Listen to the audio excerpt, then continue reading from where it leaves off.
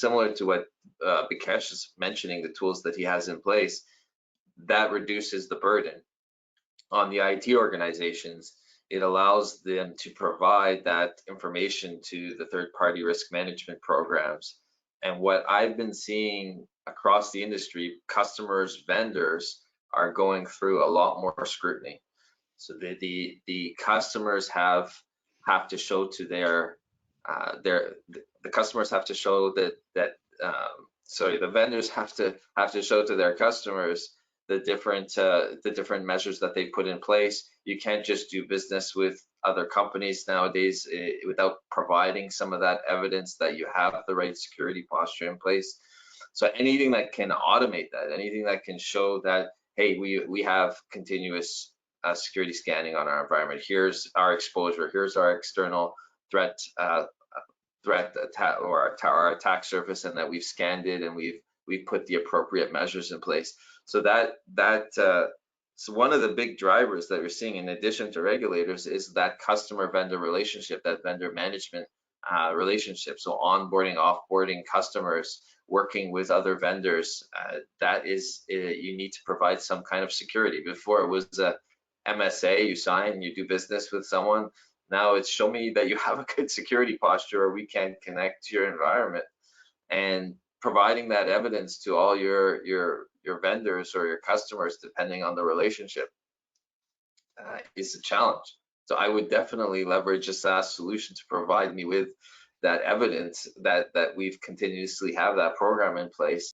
Risk management. So that's the other part. I know I stayed at a very philosophical level, but it's very hard to go tactical. It would probably need days or weeks to build a program for risk management. Now back to Nasheen, the other thing which you mentioned, like one thing we would be very happy to, for anybody in the audience, if you would like, we would be happy to offer you a kind of free discovery of your attack surface, and how does the hacker's view of your attack surface look like, what kind of exposure you have. We would be happy to conduct an assessment and provide you with the results. So you will have a kind of good view of how does the attack surface look like, are there some unknown unknowns, any surprises. And if you are on sand and if you don't go enough depth and figure out a really solid structure, whatever you build on top of it, it really doesn't matter. That might look very strong, the walls and doors and windows, but if the fundamentals are not strong, it's going to just collapse. And that is something which happens a lot with this kind of risk management models. The fundamental assumptions and the fundamental models are not strong enough. So unless you really have a very mature process, I would say like doing some kind of risk quantification like that is very hard. So mature, not just process, very mature organization where you have really tested out those models.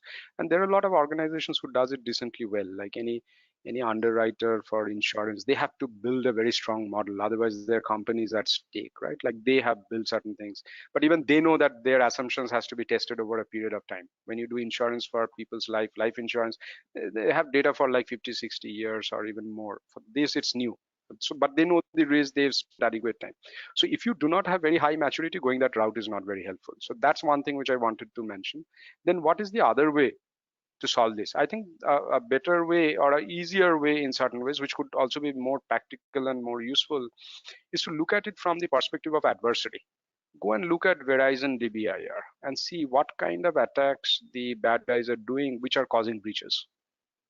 Look at from that perspective. Look at the various threat intelligence data and use that information, like my adversary or our adversary are XYZ and they use this kind of techniques and they use this kind of attacks. So let me prioritize based on that.